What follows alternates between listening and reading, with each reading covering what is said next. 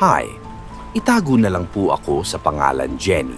Nagtatrabaho ako bilang isang OFW sa Mexico sa isang kumpanyang tinatawag na Masa na gumagawa ng harina ng mais, isa sa mga pinakakinokonsumong produkto sa bansa.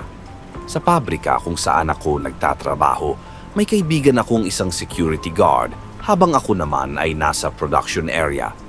Hindi kami madalas mag-usap pero mabilis kaming naging magkaibigan at nagchi-chismisan kapag may pagkakataon. Isang araw hindi pumasok sa trabaho ang kaibigan ko at ilang araw pa ang lumipas na wala pa ring balita tungkol sa kanya. Sa araw ng pahinga ko, napagpasyahan kong mag-check ng Facebook. Isa akong single mom kaya tuwing hapon o sa mga araw ng pahinga lang ako gumagamit ng cellphone. Habang nagbabrowse ako, nahanap ko ang isang video na may kasama ang kaibigan ko. Kitang-kita na lubos siyang nababahala at takot, parang malapit na siyang atakihin sa puso. Sa video, sinabi ng kaibigan ko na bago lang. Nakita niya ang isang trailer na nakapark na may mga paleta at patuloy siyang paulit-ulit na umiiyak, sumisigaw, para siyang tulala. Hindi ako makapaniwala o maintindihan kung ano ang kanyang nakita. Mga bangkay ng mga bata na pinagpatong na parang mga piraso ng karne. Nang makita ko ang video, agad kong pinadalhan ng mensahe siya sa WhatsApp pero hindi siya sumagot. Sa katunayan, ang huling beses na siya ay online ay 24 na oras pagkatapos i-upload ang video. Ako ay isang single mom at wala akong masyadong oras para gamitin ang cellphone ko kaya hindi ko na siya mininsahe noong mga unang araw na hindi siya pumasok sa trabaho. Iniisip ko na baka nagbakasyon siya. Ang kaibigan kong iyon ay may anak na 9 na taon gulang at isang anak na babae na 12 taong gulang. Single mom din siya tulad ko.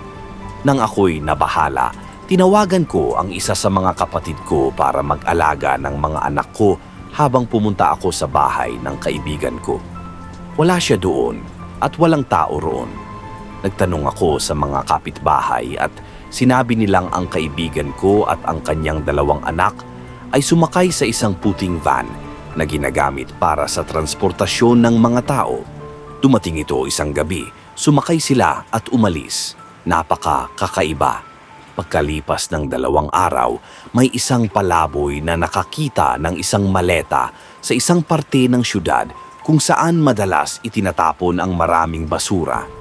Nang buksan nila iyon, nakita nila ang mga bahagi ng katawan ng isang babae. Ang kaibigan ko iyon.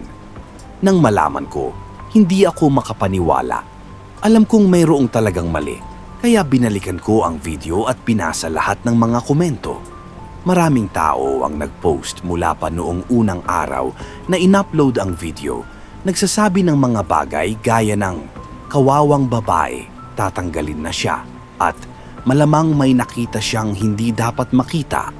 Ngunit ang komentong lubos na nagpayanig sa akin ay isang nagsabing sana wala siyang mga anak dahil sa pagiging mausisa, gagawin nila sa mga anak niya ang ginawa nila sa mga... Ang komentong iyon ay may mga halos 200 sagot at pinasa ko lahat. Sinabi ng mga tao na malamang ang nakita ng kaibigan ko ay isa sa mga transport units na ginagamit ng mga tao sa dark web. Ayon sa kanila, ang mga truck na iyon ay dumadaan sa lahat ng malalaking syudad, kumukuha ng mga bangkay na ibinenta sa mga auction sa dark web. Hindi pa ako nakarinig ng kahit anong katulad nito, pero mula sa mga nabasa ko sa mga komento, mayayamang tao ang nangungupahan ng mga bata online para sa kanilang sariling libangan. Ang mga bata ay tinatrato na parang mga pirasong walang kwenta. Walang nag-aalaga sa kanila dahil, ayon sa iba, marami sa kanila ang ibinibenta ng kanilang mga sariling magulang sa mga trafficker sa dark web. Pagkatapos kong basahin ang mahigit 200 komento at sagot, inayos ko ito para ipakita ang mga pinakabagong komento. May mga tao nang nagsasabi na ang babaeng nasa video, ang kaibigan ko, ay natagpuan sa loob ng maleta.